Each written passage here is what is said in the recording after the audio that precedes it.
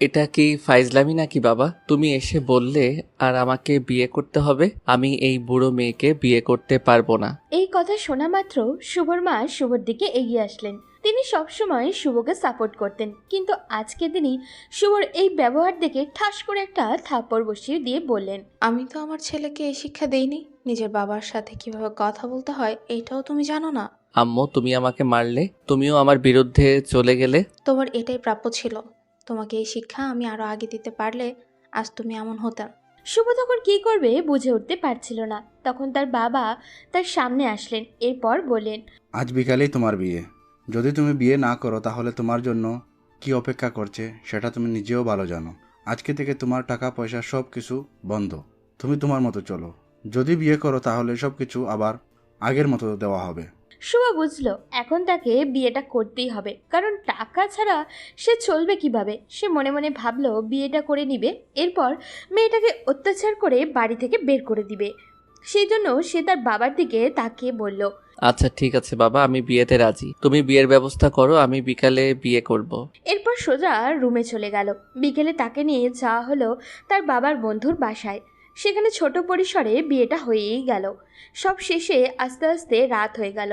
সে যখন বাসর ঘরে প্রবেশ করলো তখন তার মাথা নষ্ট হয়ে গেল, কারণ মেয়েটা মোটা একটা ঘোমটা দিয়ে বসে আছে। এই রকম মেয়ে পছন্দ করে না ও। সে ভিতরে প্রবেশ করতেই মেয়েটা তার পা ধরে সালাম করলো। তখন সে মেয়েটাকে সরিয়ে দিয়ে বলল, এই মেয়ে দেখো, তোমাকে আমি আমার স্ত্রী হিসেবে মানতে পারবো না। আমাকে জোর করে বিয়ে দেওয়া হয়েছে, আমি এই বিয়ে করতে চাইনি। বাবা বলেছে এই বিয়ে না করলে আমাকে টাকা পয়সা কিছু দিবে না, সেজন্য আমি বিয়েটা করেছি। কিন্তু সে মেয়েটার কাছ থেকে অন্য কোনো প্রতিক্রিয়া আশা করেছিল।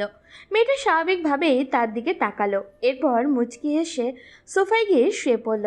কারণ সে আগে থেকেই জানতো তার স্বামী এই রকমই করবে। কারণ একটু আগেই তার শ্বশুর শাশুড়ি এখানে এসেছিলেন। তখন তার শ্বশুর তাকে বললেন, রহিমা, আমি জানি তোমার জীবনটা আমি নষ্ট করে দিয়েছি। আমি তোমার বাবাকে বারবার বলেছিলাম এই কাজটা না করতে, কিন্তু জানো মা, আমার ছেলেটা এরকম ছিল না। আগে পড়াশোনায় অনেক ভালো ছিল, কিন্তু একটা মেয়ে তার জীবনটা ধ্বংস করে দিল। রুহি কিছুই বুঝতে পারছে না। সে শুধু তাকিয়েছিল তার শ্বশুরের দিকে। সে বিশ্বাস করে তার বাবাকে। তার বাবা তার জন্য কোনো ভুল সিদ্ধান্ত নিতে পারেন না। তখন তার শাশুড়ি এগিয়ে এসে বললেন, আমি জানি না মা, তুমি আমার ছেলেটাকে ঠিক করতে পারবে কিনা, কিন্তু তুমি দুর্বল হলে চলবে না। তোমাকে শক্ত হাতে এই পরিবারের হাল ধরতে হবে। আমার একমাত্র সন্তান, সে যদি এভাবে নষ্ট হয়ে যায় তাহলে সেটা কোনোদিনও মেনে নেওয়া আমার পক্ষে সম্ভব নয়। একটা মেয়ে তার জীবনে এসেছিল, মেয়েটা তাকে ধোকা দিয়ে চলে যায়। এরপর থেকেই না আমার ছেলেটা এমন হয়ে গেছে। তার সামনে যদি নিজেকে দুর্বলভাবে উপস্থাপন করো তাহলে সে তোমাকে অত্যাচার করবে। আমাদেরকে ক্ষমা করে দিও। আমাদের সন্তানের ভালোর জন্য আমরা তোমার জীবনটাকে নষ্ট করে দিতে চাইনি, কিন্তু তোমার বাবার সাথে এই ব্যাপারটা নিয়ে কথা বলার সময় তিনি আমাদেরকে এই সিদ্ধান্ত নিতে বলেছেন। বলতে বলতে তিনি কান্না করতে শুরু করলেন। এটা দেখার পর রুহি তার শাশুড়িকে জড়িয়ে ধরে বলল, আম্মু, আপনি তো আমাকে চেনেন, ছোটবেলা থেকে আমাকে দেখেছেন, আমি কি করতে পারি সেটাও জানেন। আমি আপনার ছেলেকে আবার ঠিক করে দিব, আপনি কোনো চিন্তা করবেন না। তুমি পারবে মা, আমার বিশ্বাস তুমি পারবে। তুমি আমার ছেলেটাকে আগের মতো করে দাও। আমার ছেলেটাকে এভাবে দেখতে আমার যে ভিতরটা ফেটে যাচ্ছে। আমি কথা দিচ্ছি মা, যতদিন না আপনার ছেলেকে ঠিক করতে পারছি ততদিন আমি এই বাড়ি থেকে যাব না। এদিকে শুভ কোনো চিন্তা না করেই ঘুমিয়ে পড়ল। মেয়েটা যখন নিজে থেকে সবকিছু মেনে নিয়েছে তাহলে সে আর কষ্ট করবে কেন। কিন্তু যখন ঘুম ভাঙলো তখন বুঝতে পারলো তার উপরে পানি পড়ছে। সে চিৎকার করে সামনে তাকালো, দেখতে পেল মেয়েটা জগ নিয়ে দাঁড়িয়ে আছে। এই মেয়ে, এই এটা কি করছো তুমি? আপনি কি, হ্যাঁ, আজকে আমাদের বউ ভাত, এটা কি আপনি জানেন না? এতক্ষণ ধরে ঘুমাচ্ছেন কেন? তাড়াতাড়ি উঠুন। অনেকক্ষণ ধরে ডাকছিলাম কিন্তু উঠছিলেন না, তাই পানি ঢেলে দিলাম। এই মেয়ে, তোমার কি মাথা নষ্ট? তুমি আমার উপরে পানি ফেললে কেন? তোমার তো সাহস কম না? তুমি জানো আমি তোমাকে কি করতে পারি? আমার সাহসের কোনো কিছুই আপনি দেখেননি জুনিয়র, তাই যেটা বলছি শোনেন। তাড়াতাড়ি উঠে রেডি হয়ে নিন। যদি একটুও সময় নষ্ট করেন তাহলে কিন্তু আপনার জন্যই বিপদ আসবে। তোমার এত সাহস, তুমি আমাকে হুমকি দাও? আমি তোমাকে বলেছি না আমার সাথে স্ত্রীর অধিকার খাটাতে আসবে না? আমি তোমাকে স্ত্রী হিসেবে মানি না। আমি বিয়ে করতে চাইনি, আমাকে জোর করে বিয়ে দেওয়া হয়েছে। আপনাকে জোর করে বিয়ে দেওয়া হোক বা স্বাভাবিকভাবে সেটা আমি জানি না, কিন্তু আমি আপনাকে স্বামী হিসেবে মানি। তাই আমার কথা শুনতে হবে। যদি আমার কথা না শোনেন তাহলে আমিও আমার আসল রূপ দেখিয়ে দিব। বেশি রাগ দেখাতে আসবেন না আমার সাথে। তাড়াতাড়ি রেডি হয়ে নিচে নামুন, আমার পরিবারের সবাই চলে আসবে একটু পর। শুভ তখন রেগে ওয়াশরুমে চলে গেল, কারণ এই মেয়েটার সাথে সে বেশি কথা বলতে চায় না। মেয়েটা দেখতে অসম্ভব সুন্দর। সে লুকিয়ে কয়েকবার মেয়েটার দিকে তাকিয়েও ছিল ঘুমানোর পরে, কারণ সে সরাসরি যদি মেয়েটার দিকে তাকায় তাহলে তো মেয়েটার মায়ায় পড়ে যেতে পারে। সেজন্য ঘুমিয়ে যাওয়ার পর তাকিয়েছিল মেয়েটার দিকে কিছুক্ষণ। রুহি তখন একটা দীর্ঘশ্বাস নিয়ে দাঁড়িয়ে থাকলো। সে কি পারবে তার শাশুড়িকে দেওয়াটা কথাটা রাখতে? কত বড় মুখ করে তো তাদেরকে বলে দিল তাদের সন্তানকে সে ঠিক করে ফেলবে, কিন্তু এটা কি তার দ্বারা সম্ভব? এই ছেলেকে কি সে ঠিক করতে পারবে? কিন্তু ছেলেটার মুখের ভিতরে আলাদা একটা মায়া আছে, যেটা সে গোপন করার চেষ্টা করে। রুহি নিজের অজান্তেই মুচকি হাসে, এরপর মনে মনে বলে, আমার জুনিয়র বর, আপনি কতদিন এভাবে থাকবেন? আমার মায়ায় আপনাকে পড়তেই হবে। আপনি কতদিন এভাবে থাকতে পারেন সেটা আমিও দেখে নিব। এরপর তারা নিচে নামলো। তাদেরকে দেখার জন্য তাদের আত্মীয় স্বজন সবাই আসলো। রুহি সবার সাথেই অনেক সুন্দর করে কথা বলছে। সবাই রুহিকে দেখে অনেক খুশি হচ্ছে। রুহি এই বাড়িতে আগেও এসেছে, কারণ তার বাবা এবং তার শ্বশুর দুজনেই অনেক ভালো বন্ধু। একটু পর রুহির পরিবারের সবাই চলে আসলো। সবাইকে দেখে রুহি খুব খুশি হলো। ওদিকে শুভ রোবটের মতো শুধু চারিদিকে তাকাচ্ছিল। তার কোনো কিছুই ভালো লাগছে না। এত মানুষের মধ্যে থাকতে অসহ্য লাগছে। সেজন্য সে তার মায়ের কাছে গিয়ে বলল, আম্মু, আমার এসব ভালো লাগছে না, আমি বাইরে যেতে চাই। আমি কিছু জানি না, তোমার বাবাকে গিয়ে বলো। তুমি এখন বাইরে যেতে পারবে না, তোমার শ্বশুর বাড়ির লোকজন এসেছে, সবার সাথে কথা বলো। মানুষের মধ্যে থাকলে ভালো লাগবে। তোমরা কি করতে চাইছো আমাকে নিয়ে? তোমরা বললে বিয়ে করার কথা, আমি বিয়ে করে নিলাম। এসব কথা তো ছিল না। তোমরা শুধু বিয়ে করার কথা বলেছো, আমি বিয়ে করে নিয়েছি। এর বাইরে এসব নিয়ম কানুন আমি মানতে পারবো না। আমি বললাম না আমাকে কিছু বলে লাভ নেই। আমার আত্মীয় স্বজন এসেছে, আমি তাদেরকে নিয়ে ব্যস্ত। তুমি তোমার বাবাকে গিয়ে বলো যা বলার। আমার এসব ভালো লাগছে না। তোমার যদি রাগ দেখাতে হয় তাহলে তোমার বাবার সাথে গিয়ে দেখাও। শুভ আর কিছু না বলে সেখান থেকে রাগ করে চলে আসলো, কারণ সে জানে তার বাবা তাকে এই অনুমতি কখনোই দিবে না। সেজন্য সে রাগ করে একটা কোনায় গিয়ে বসে রইল। ওদিকে রুহির বোন দিশা রুহির রুমের ভিতরে গিয়ে দেখলো রুহি বসে আছে। তখন দিশা রুহির কাছে গেল। এরপর রুহির দিকে অদ্ভুত দৃষ্টি দিয়ে বলল, ওই রুহি, মালটা কেমন? রুহি এই কথা শোনার পর দিশার দিকে রাগের দৃষ্টিতে তাকিয়ে থাকলো। দিশা রুহির এইরকম চেহারা দেখে হাসি দিয়ে বলল, আরে মালটা কি তো দেখলাম একদম হ্যাপি, কিন্তু এরকম করে আমার দিকে তাকিয়ে আছিস কেন? সবকিছু ঠিক আছে তো? এ তোর লজ্জা করে না? তুই তো জামাই বাবুর নামে এরকম কথা বলছিস? তোর কি লজ্জাবোধ বলতে কিছুই নেই? এখনই এসব শুরু করে দিলি? মাত্র কালই বিয়ে হলো। আমি ভুল কি বললাম? মালটা কেমন, সবকিছু ঠিক আছে তো? রুহি তখন এগিয়ে গিয়ে দিশার গালটা জড়িয়ে ধরল। এরপর বলল, মালটা তো হেব্বি। এই কথা বলতেই দুজনে একসাথে হেসে উঠল। রুহির বাবা মা সবাই এসেছে। সবাই একসাথে আড্ডা দিচ্ছে, আর শুভ চুপচাপ বসে আছে এক কোণে। রুহি তখন তার কাছে গিয়ে বলল, এই আপনার কি ভদ্রতা বলতে কিছুই নেই? আমার বাসার লোকজন এসেছে আর আপনি এখানে চুপচাপ বসে আছেন। তাদের সাথে গিয়ে তো কথা বললেও পারেন। এই, আমাকে ডিস্টার্ব করবে না। আমি কি কথা বলবো তাদের সাথে? আমি চিনি না তাদের, এমনি এমনি গল্প করব নাকি? চেনেন না বলেই তো বলছি, কথা বলেন। আস্তে আস্তে পরিচিত হয়ে যাবেন। এখন যান, তাড়াতাড়ি আমার আব্বু আম্মুর সাথে কথা বলেন। সবাই ভাববে আমাদের মধ্যে সমস্যা আছে। কি আর করার, বউয়ের কথা মতো চলে গেলাম শ্বশুর শাশুড়ির সাথে কথা বলতে। তাদের ভালো মন্দ জিজ্ঞেস করে রুমে চলে আসলাম। রুমে আসতেই দেখি আমার শালিকা বসে আছে। সে তখন আমার দিকে তাকিয়ে বলল, দুলাভাই, সবকিছু ঠিক আছে তো? আমার বোনকে আপনি মানিয়ে নিতে পেরেছেন তো? দুই বোনের অবস্থা ঠিক একরকম, সেটা আমি খুব ভালো করেই বুঝতে পারছি, কারণ সেও চঞ্চল স্বভাবের, কি রকম করে জানি কথা বলছে। আমি তখন তার দিকে তাকিয়ে বললাম, হ্যাঁ, মানিয়ে নিতে পেরেছি। কি বলেন দুলাভাই, এই রাগী মেয়েটা কি করে আপনি মানিয়ে নিলেন? আমার বোনকে তো আপনি চেনেন না, অসম্ভব রকম রাগী।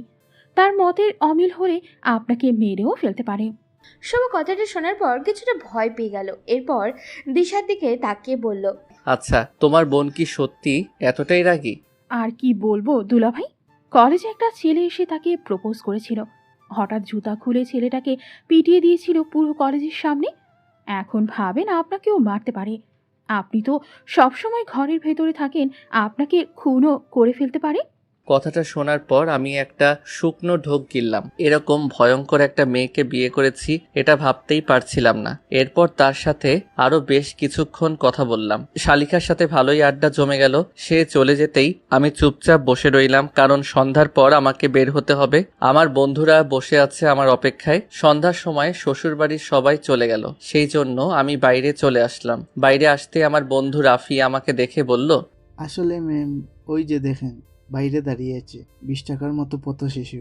আসলে ম্যাম, ওরা স্যারদের সাথে এসেছে, তাদের সবার খাবারের টাকাও এখানে এড আছে। আপনি স্যারকে জিজ্ঞেস করতে পারেন, স্যারই আমাদের বলেছেন ওদের যা লাগে দাও। তুই এমন ছিলি না, আমি কত গর্ব করতাম তোকে নিয়ে, কিন্তু এটা কিভাবে করতে পারলি? এই বাড়ি ভর্তি মানুষের সামনে আমাদের অপমান করতে পারলি? তোর লজ্জা করে না? নিজের থেকে বড় একটা মেয়েকে ভালোবাসার কথা বলিস। সে তো ওর থেকে বড়, সেটা কি তুই জানিস না? এরপরেও এসব ভাবলি কি করে?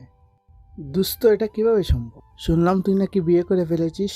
আর বলিস না দোস্ত, জোর করে আমাকে বিয়ে দিয়ে দিয়েছে। যদি বিয়ে না করতাম তাহলে আমাকে টাকা পয়সা সবকিছু দেওয়া বন্ধ করে দিত। আচ্ছা ঠিক আছে, সজীব আমাদের জন্য অপেক্ষা করছে, চল পার্টিতে যাবি না? শুভ তখন রাফির কথা শুনে কিছুক্ষণ ভাবলো, এখন কি পার্টিতে যাওয়া ঠিক হবে? পরে বাসায় গেলে যদি আবারও ঝামেলা হয়।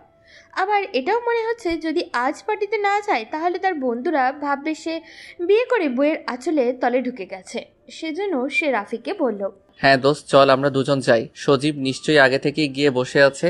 এরপর দুজন পার্টির উদ্দেশ্যে রওনা দিল। সেখানে যাওয়ার পর বন্ধুদের পাল্লায় পড়ে শুভ অনেক ড্রিঙ্কস করে ফেলল। শুভর মাথা ঠিক ছিল না, সেজন্য সেখানেই শুয়ে পড়ল। জায়গাটা বেশ ভয়ঙ্কর। এখানে এসেই তার পরিচয় হয় শুভ আর সাজিবের সাথে। এই জায়গাটা অনেক সময় মাদকের ব্যবসাতেও হয়। শুভ এইসব দেখে কিছুই বলতে পারে না, কারণ সেও এখানকার একজন সদস্য। সেও এখানে মাদক সেবন করার জন্যই আসে। শুভ মাদকের প্রতি আসক্ত হয়ে গেছে যখন থেকে রিয়া তাকে ছেড়ে চলে গেছে। সজীবের সাহায্যে শুভ তার বাসায় গেল। বাসায় পৌঁছে দেখলো সবাই ঘুমিয়ে আছে, সেজন্য রুমে চলে গেল। আমি রুমের মধ্যে খাবার নিয়ে এসেছি, নিচে বসে খেতে ভালো লাগছিল না। আর এখনো জামাই আসেনি, হঠাৎ করে সে রুমে ঢুকলো। আমি তো তাকে দেখে পুরো অবাক হয়ে গেলাম, কারণ সে পুরো মাতাল ছিল।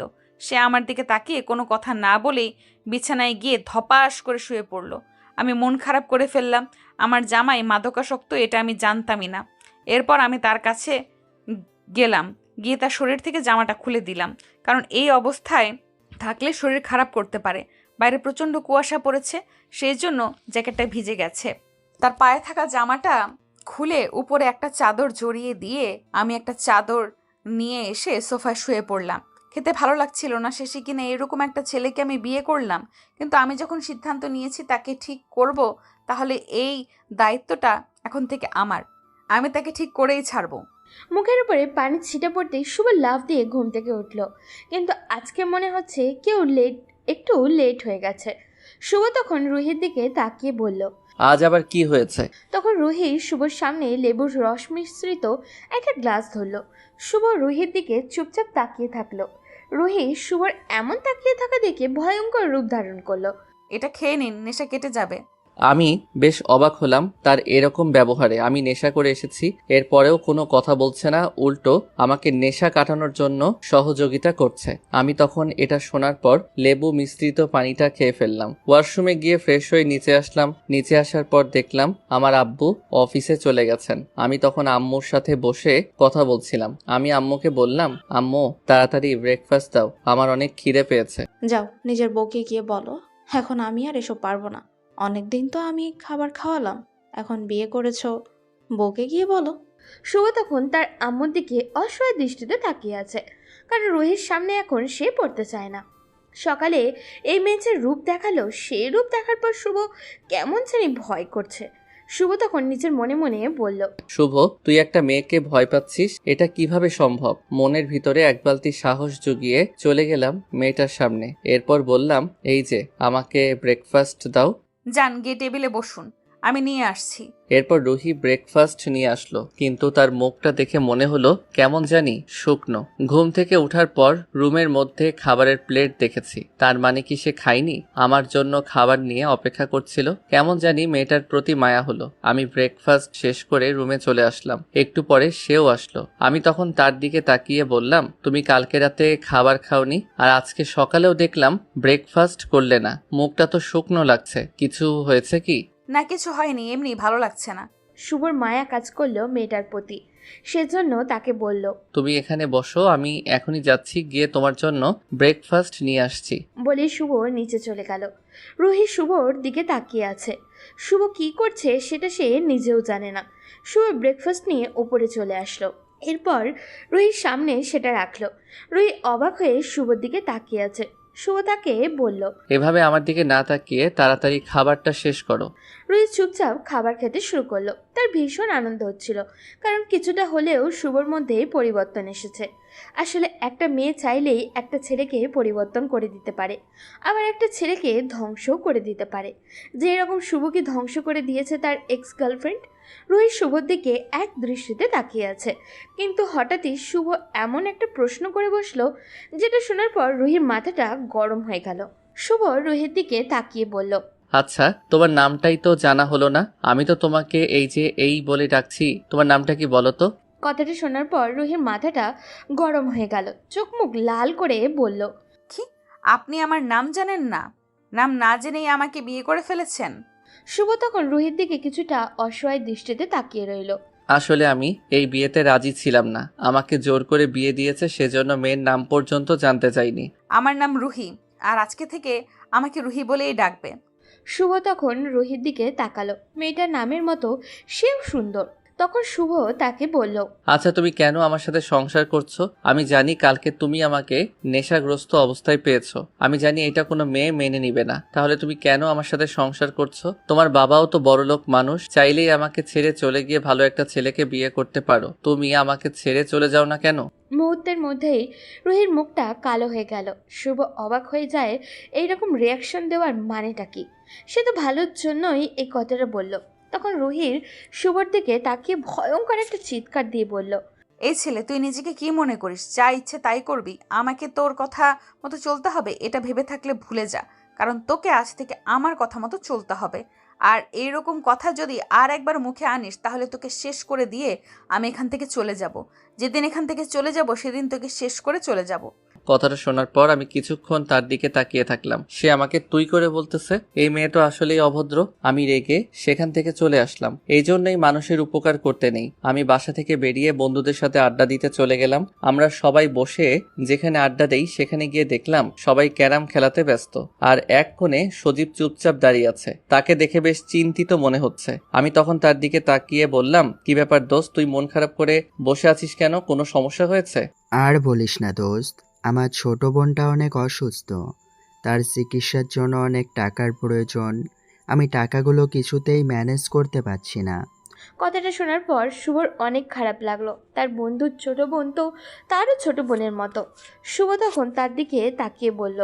কোনো চিন্তা করবি না দোস্ত, এই নে আমার কার্ড, এখানে মনে হয় 1,00,000 টাকার মতো আছে। এগুলো নিয়ে আপাতত তোর বোনকে হসপিটালে ভর্তি কর, যদি আরো প্রয়োজন হয় আমি বাবার কাছ থেকে এনে দিব। তখন সজীব শুভকে জড়িয়ে ধরে কান্না করে দিয়ে বলল। দোস্ত, তুই আমার অনেক বড় একটা উপকার করলি। আমি অনেক চিন্তায় ছিলাম এই টাকাগুলো নিয়ে, তুই আমাকে বাঁচালি দোস্ত। আরে, বন্ধুত্বের মধ্যে আবার ধন্যবাদ দিতে হয় নাকি? তোর বোন তো আমার বোনের মতোই। আর দেরি করিস না, ওকে নিয়ে হসপিটালে ভর্তি কর। সজীব চলে গেল। তখন শুভ আর রাফি বাইক নিয়ে ঘুরতে বের হলো। সন্ধ্যার দিকে রাফি আর শুভ আবারও চলে গেল পার্টিতে। এর মধ্যে একবারও বাসায় যায়নি সে। বাড়ি বসে রাফির সাথে আড্ডা দিচ্ছিল, তখন অপরিচিত নাম্বার থেকে একটা ফোন আসলো শুভর ফোনে। ফোন ধরার সাথে সাথে কেউ বলল। কি ব্যাপার, আপনার বাড়ি ঘর নেই? সকালে বাড়ি থেকে বের হয়ে গেছেন, এখনো বাসায় ফিরে আসার কোনো নাম নেই। ফোনের মধ্যে এত জোরে কথাটা শোনার পর শুভর মাথাটা কিছুটা গরম হয়ে গেল। শুভ তখন তাকে বলল, আমার এখনো কাজ আছে, ফিরতে হলে রাত হবে। তুমি খেয়ে শুয়ে পড়ো। আমার জন্য অপেক্ষা করতে কে বলেছে? বলেছিলাম না আমার প্রতি দায়িত্ব দেখাতে হবে না? বলেই শুভ ফোনটা রেখে দিয়ে পার্টি করতে শুরু করলো। আজকে আগের ন্যায় মদ খেয়ে মাতাল হয়ে বসে আছে। তখন হঠাৎ করেই সজীবকে দেখতে পেল। শুভ সজীবকে দেখে বলল, দোস্ত, তোর বোন অসুস্থ আর তুই এখানে? আরে দোস্ত, একদিন না খেলে আমার মাথা নষ্ট হয়ে যায়, সেজন্য চলে আসলাম, একটু খেয়েই চলে যাব। শুভ তখন হাসলো, কারণ নেশা মানুষকে ঠিক কতটুকু আকৃষ্ট করতে পারে তাদেরকে না দেখলে শুভ বুঝতো না। তাদের সাথে শুভর পুরনো কোনো বন্ধুত্ব নেই। এই 4 বছরেই তাদের সাথে ঘনিষ্ঠ হয়েছে। হঠাৎই শুভর প্রচণ্ড মাথা ব্যথা শুরু হলো। সেজন্য আস্তে আস্তে বাসার উদ্দেশ্যে রওনা দিল। বাসায় পৌঁছানোর পর কালকের মতো আজকেও দেখলো কেউ জেগে নেই, কিন্তু তার রুমে লাইটটা জ্বলছে। তার মানে কি রুহি এখনো জেগে আছে তার জন্য? ওদিকে রুহির অনেক রাগ হচ্ছিল বসে থাকতে থাকতে। হঠাৎই শুভকে রুমে ঢুকতে দেখলো। সে ঠিকমতো দাঁড়াতেও পারছিল না, মুখ থেকে বাজে স্মেল আসছিল। রুহি এগিয়ে গিয়ে শুভকে ধরল, কিন্তু শুভ নিজেকে সামলাতে না পেরে রুহির উপরেই পড়ে গেল। রুহি কোনো মতে ধরে বিছানায় নিয়ে আসলো। তখন শুভ রুহির দিকে তাকিয়ে বলল, বউ, আমার না খুব ঠান্ডা লাগতেছে। আমি তখন এরকম কথা শুনে বেশ চমকে গেলাম, কারণ সে একদম বাচ্চাদের মতো কথা বলছিল। মদ খাবার পর মানুষের অবস্থা কীরকম হয় সেটা আমি কোনোদিনও দেখিনি, কিন্তু আমার জামাইকে দেখে সেটা বুঝতে পারলাম। সে কিছু না বলেই আমাকে জড়িয়ে ধরে বলল, এখন ঠিক আছে, এখন গরম লাগতেছে, আসলে অনেক ঠান্ডা লাগছিল, হা হা হা হা। রুহি তখন শুভকে জড়িয়ে ধরে কান্না করে বলল, কেন তুমি এরকম করো? তুমি কি বোঝো না আমি তোমাকে ভালোবেসে ফেলেছি? তারপরও কেন এরকম কষ্ট দাও আমাকে? শুভ কিছুক্ষণ রুহির দিকে অপলকভাবে তাকিয়ে রইল। তার চোখে এক ভয়ঙ্কর নেশা কাজ করছিল। হঠাৎই সে রুহির দিকে এগিয়ে আসতে শুরু করলো। রুহি কিছুটা ভয় পেয়ে গেল। শুভ রুহির ঠোঁটের সাথে তার ঠোঁট মিশিয়ে দিল। রুহি তাকে সরানোর চেষ্টা করছিল, কিন্তু শুভ নেশাগ্রস্ত অবস্থায় রুহির উপরে জোর করে তার স্বামীর অধিকার খাটালো। তবে রুহিও শেষে সম্মতি দিল, কারণ তার নিজের স্বামীই তো। একদিন না একদিন তো শুভ তাকে মেনে নিবেই, এটা রুহির বিশ্বাস। এই প্রথম কোনো পুরুষের স্পর্শ রুহির শরীরে লাগলো। সে ভীষণ খুশি ছিল, কারণ শুভ নেশাগ্রস্ত অবস্থায় আসুক আর সুস্থ অবস্থায় আসুক, রুহির কাছে সে তো এসেছে। তবে শুভর স্বভাবের মধ্যে এখনও সেই ছোটবেলার ছাপ রয়ে গেছে। রুহি তার শাশুড়ির মুখে শুনেছে শুভ ছোটবেলায় বেশ চঞ্চল ছিল, সারাক্ষণ এটা ওটা বলে পুরো বাড়ি মাতিয়ে রাখত, কিন্তু এখন খুব প্রয়োজন ছাড়া কথা বলে না।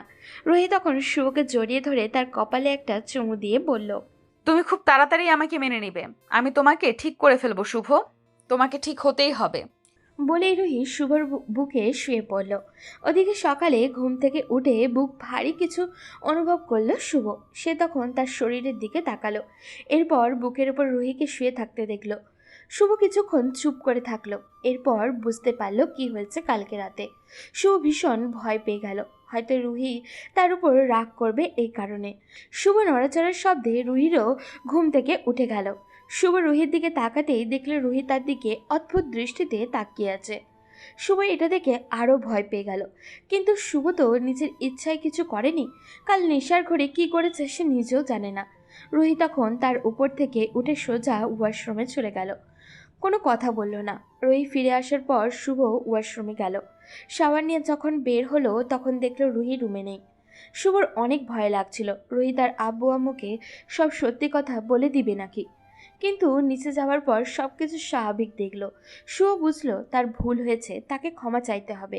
তাই ব্রেকফাস্ট করে যখন দুজনে রুমে আসলো তখন শুভ রুহির দিকে তাকিয়ে বলল, আসলে কালকে রাতের জন্য আমি সত্যি দুঃখিত। আমি বুঝতে পারিনি কি থেকে কি হয়ে গেছে। আমি নেশাগ্রস্ত অবস্থায় ছিলাম, সেই জন্য তোমার সাথে এরকম একটা কাজ করে ফেলেছি। জামাইয়ের মুখে এমন একটা কথা শুনে আমার অনেক হাসি পাচ্ছিল, কারণ সে নিজের স্ত্রীর সাথে সম্পর্ক করেছে, আবার ভয়ও পাচ্ছে। আমি তখন তার থেকে আরেকটু মজা নেওয়ার জন্য বললাম, আমার সাথে এরকম একটা কাজ তুমি কিভাবে করতে পারলে? তুমি জোর করে আমার সাথে শারীরিক সম্পর্ক করেছো, আমি তোমার নামে মামলা করব। এই কথা শোনার পর আমি আকাশ থেকে পড়লাম। আমি তার স্বামী, তার সাথে আমার সম্পর্ক হতেই পারে, তাই বলে সে মামলা করবে আমার নামে? আমি তখন তাকে বললাম, আমি না তোমার স্বামী, তুমি আমার নামে মামলা করবে? স্বামী স্ত্রীর মধ্যে এরকম হতেই পারে, এর জন্য মামলা করতে হয় নাকি? তার মুখে বোর্ড একটা শুনে আমি তার দিকে এগিয়ে গেলাম। শুভ পিছিয়ে চলে যাচ্ছে। আমার কাছে অনেক মজা লাগছে বিষয়টা। আমি তখন তার গাল টেনে দিয়ে বললাম, তুমি তো বললে আমাকে বউ হিসেবে মানো না, আবার এখন বলছো বউ। বিপদে পড়লে বউ আর বিপদে না পড়লে বউ হিসেবে মানি না। যদি মানো সম্পূর্ণ মানতে হবে, এরকম বাটপারি আমি মানবো না। বলেই রুহি শুভর সামনে থেকে চলে গেল। রুহির এইরকম ব্যবহারে শুভ বেশ আশ্চর্য হয়ে গেল। মেয়েটা এইরকম ব্যবহার করলো কেন? শুভ তো ভাবছিল রুহি রাগ করে ওর সাথে কথা বলবে না, হয়তো আব্বু আম্মুর কাছে শুভর নেশা করার বিষয়টাও বলে দেবে। কিন্তু রুহি কোনো কথা না বলে শুভকে আরও স্বাভাবিক জীবনে ফিরিয়ে আনার চেষ্টা করছিল। এভাবে দেখতে দেখতে 15 দিন কেটে গেল। প্রতিদিন শুভ মদ খেয়ে বাসায় ফিরত, কিন্তু সেটা ওর পরিবারের কেউ জানতেও পারতো না। রুহি এমনভাবে সব কিছু সামলে নিত যেন কেউ বিষয়টা জানতে না পারে। রুহি রুমের মধ্যে খাবার নিয়ে চলে আসলো। প্রতিদিনই সে না খেয়ে শুভর জন্য অপেক্ষা করত। রুহির প্রতি একটা মায়ার আকৃষ্ট হয়ে গেছিল শুভ। এখন রুহিকে না দেখলে শুভর ভালো লাগে না। শুভ কি করবে কিছু বুঝে উঠতে পারছিল না। কিন্তু আজকে যখন শুভ পার্টিতে গেল, তখন পার্টি থেকে ফিরে আসার সময় দেখলো কিছু লোক ওদের ফলো করছে। শুভ তাদের দেখে রাফি আর সজীবকেও দেখলো। তারা দুজন লোকগুলোকে দেখে দৌড়াতে শুরু করলো। শুভ পিছন পিছন ডাকতে শুরু করলো। তখন সজীব থেমে শুভর দিকে তাকিয়ে বলল, দোস্ত, এই ব্যাগটা রাখ।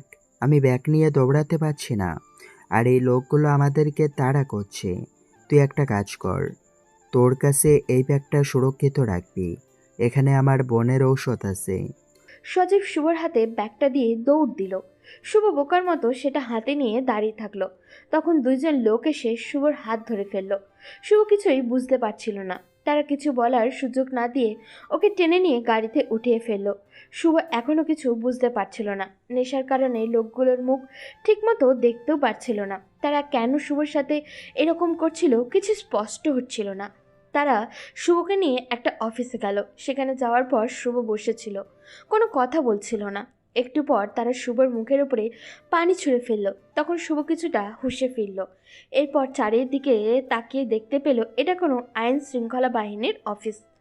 শুভ তখন তাদের দিকে তাকিয়ে বলল, আপনারা কারা আর আমাকে কেন ধরে নিয়ে এসেছেন এখানে? তখন যে দুইটা লোক শুভকে ধরে নিয়ে এসেছিল তারা শুভর সামনে এসে বসলো।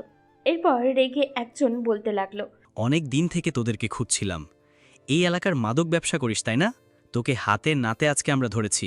তোর কাছে ইয়াবা সহ অনেক মাদক ছিল। তোর জীবন তো আবার শেষ হয়ে গেল। শুভ এই কথা শোনার পর আশ্চর্য হয়ে গেল। এরপর ভয় পেয়ে তাদেরকে বলল, কি বলছেন এসব? আমি এসব কোনোদিনও করি না। আর আমার কাছে মাদক আসলো কিভাবে? আমার বন্ধু তো তার বোনের ওষুধ দিয়ে গেছে এই ব্যাগটার ভিতর। তারা দুজন পালিয়ে চলে গেছে আপনাদের ভয়ে। আপনারা একটু কষ্ট করে চেক করুন ব্যাগটা, এখানে মাদক নেই, বিশ্বাস করুন। কথাটা শোনার পর তারা দুজনেই হাসতে শুরু করলো। শুভ তখন তাদের গলার দিকে তাকালো। দুজনের গলায় একটা করে কার্ড ঝুলছিল। কার্ডের মধ্যে দুজনের নাম লেখা ছিল। একজনের নাম আরিফ ও আরেকজনের নাম রাজীব। তাদের হাসি দেখে শুভ কিছুটা ভয় পেয়ে গেল। এরপর রাজীব নামের লোকটা শুভ থেকে তাকিয়ে বলল, আমাদের সামনে ফাজলামি করছিস? তোর বন্ধু দিয়ে গেছে এটা তার বোনের ঔষধ হিসেবে, তাই না? এত বড় বেগে একজন মানুষের ঔষধ থাকে, তাই না? তুই কি আমাদের বলদ ভেবেছিস? জানিস এটার ভিতরে কি ছিল? এটার ভিতরে ফেন্সিডিল, ইয়াবা সহ বিভিন্ন রকম মাদক দ্রব্য ছিল। তোকে আমরা ইয়াবা ব্যবসা করতে ধরেছি, তাই তোকে আমরা ছাড়ব না। তোর নামে কেস হবে। বিশ্বাস করেন আমি এসবের কিছুই জানি না। আমার বন্ধুরা এটা আমার কাছে দিয়ে গেছে। আপনারা তো দেখেছেন আমরা 3 জন ছিলাম, 2 জন পালিয়ে গেছে আর আমাকে ধরে নিয়ে এসেছেন। আর একটাও মিথ্যা বলার চেষ্টা করবি না। সব চোর ধরা খাওয়ার পর বলে সে কোনো দিন চুরি করেনি, তাকে বাধ্য করা হয়েছে চুরি করার জন্য। তাই এসব মিথ্যা কথা বলে আজ পার পাবি না। বিশ্বাস করেন আমি এসবের সাথে জড়িত না। আমার বাবা RS কোম্পানির চেয়ারম্যান আরমান চৌধুরী, আমি তার ছেলে শুভ চৌধুরী। আপনারা আমার ব্যাপারে খোঁজ নিতে পারেন। আমার বন্ধুরা এসব করতে পারে, কিন্তু আমি এসবের কিছুই জানি না। বিশ্বাস না হলে খোঁজ নিয়ে দেখতে পারেন ওই ক্লাবের ম্যানেজারের কাছ থেকে। আমি 4 বছর থেকে ওখানে যাই শুধু ড্রিঙ্কস করার জন্য। লোকগুলো তখন নিজেদের মধ্যে কিছু একটা বলাবলি করলো। এরপর শুভর দিকে তাকিয়ে বলল, তুমি তো অনেক ভালো একজন লোকের সন্তান। তুমি এসবের সাথে কিভাবে জড়িয়ে পড়লে? আমরা তো ভাবতেও পারছি না ওনার মতো একজন সমাজসেবী মানুষের ছেলে এত খারাপ কিভাবে হতে পারে। শুভ তখন তার কাহিনী তাদেরকে খুলে বলল। তারপর কিছুক্ষণ চুপ করে থাকলো। এরপর আরিফ নামের লোকটা শুভকে বলল, তুমি যেই পথে গিয়েছ সেই পথে তোমার জীবন ধ্বংস হয়ে যাবে। এটা করে তুমি অকালে মৃত্যুবরণ করবে। এখনও তোমার সারা জীবন পড়ে আছে। শুভ কোনো কথা না বলে মাথা নিচু করে আছে। এরই মধ্যেই একটা মেয়ে দৌড়ে আসলো, এসে তাদের সামনে দাঁড়িয়ে পড়ল। স্যার, ওনার নাম্বারে ফোন এসেছে। শুভ তখন দেখতে পেল তার ফোনটা ওই মেয়েটার হাতে। রাজীব নামের লোকটা বলল, তানিয়া, ফোনটা রিসিভ করে আমার কাছে নিয়ে এসো। যেই বলা সেই কাজ। মেয়েটা ফোনটা রিসিভ করে লোকটার হাতে দিল। ওদিকে শুভর জন্য অপেক্ষা করতে করতে ক্লান্ত রুহি। ভোর হয়ে গেছে, এখনো শুভ ফিরেনি, তাই আরও চিন্তায় পড়ে গেল। শুভ তো এরকম করে না কখনো, সময় মতোই চলে আসে। সেজন্য রুহি অনবরত শুভকে কল করতে লাগলো। প্রায় 100-এর উপরে কল করেছে, কিন্তু শুভ ফোন রিসিভ করেনি। ভোর তখন প্রায় 4:30। শুভ ফোন রিসিভ করলো। রুহি তখন ফোন ধরতেই কান্না করে বলল, এই শুভ, তুমি কোথায়? এখনো বাসায় ফিরলে না কেন? কি হয়েছে? তখন ওপাশ থেকে কেউ একজন গম্ভীর কণ্ঠে বলে উঠল। আপনি শুভ চৌধুরীর কে হন? রোহিত তখন লোকটার কণ্ঠ শুনে চিনতে পারল না, সেজন্য সে কান্না করে বলল, আমি তার স্ত্রী। শুভ কোথায়? ফোন রিসিভ করছে না কেন? ও আচ্ছা, আপনি কোনো চিন্তা করবেন না, আপনার স্বামীকে আমরা নিয়ে এসেছি। আমরা তার আত্মীয়। কালকে সকালে সে বাসায় ফিরে যাবে। আপনি কোনো চিন্তা করবেন না, ঘুমিয়ে পড়ুন। রোহি মনে মনে কিছুটা শান্তি পেল। এর সাথে শুভর প্রতি অনেক রাগ হলো। সে রুহিকে বলে তো তার আত্মীয়ের বাড়িতে যেতে পারত। কি আর করার, ক্লান্ত শরীর নিয়ে শুয়ে পড়ল। কিছুক্ষণের মধ্যেই ঘুমিয়ে গেল, কারণ সারা রাত ঘুম হয়নি। ওদিকে শুভ তখন অবাক হয়ে গেল তাদের কথা শুনে। তারা তখন শুভর দিকে তাকিয়ে বলল, দেখো, তুমি ভালো পরিবারের সন্তান, তুমি এসবের সাথে জড়িয়ে নিজের জীবন নষ্ট করতেছো। আমরা তোমাকে একটা সুযোগ দিতে চাই।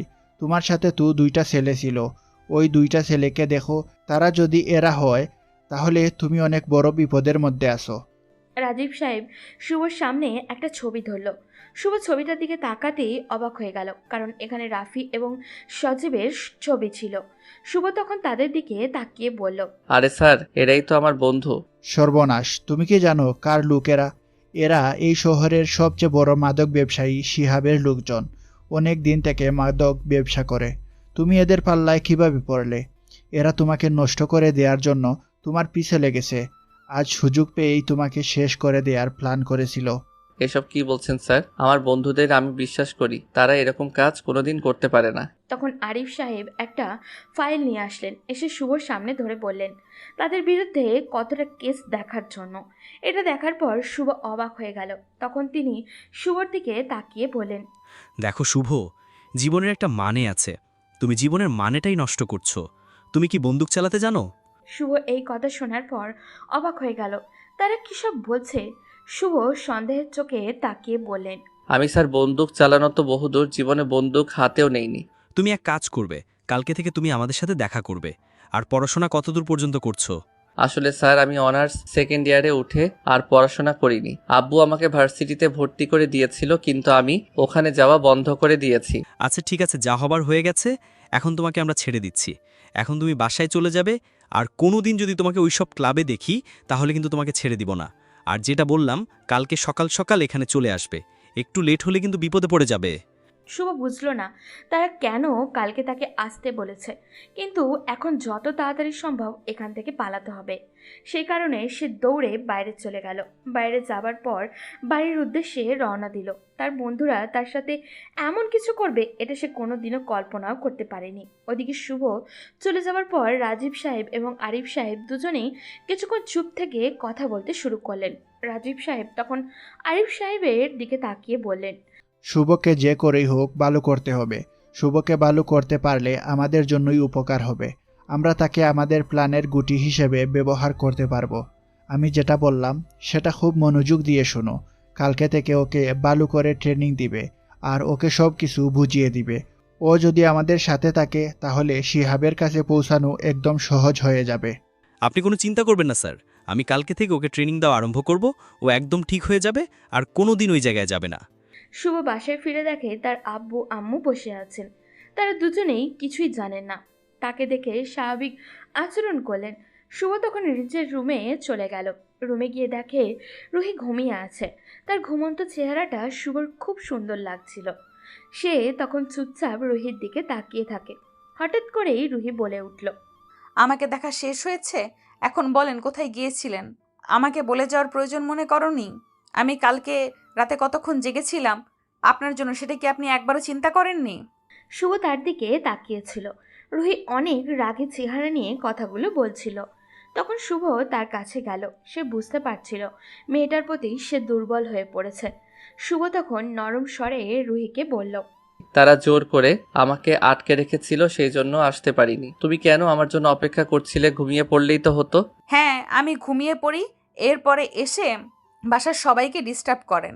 বাসায় কেউ জানেও না তুমি যে ড্রিঙ্ক করো। যদি বাসায় কেউ এই বিষয়টা জানতে পারে তাহলে কি কেলেঙ্কারি হবে, বুঝতে পারছো? শুভ কিছু বলতে পারল না। শুভ মুচকি হাসলো।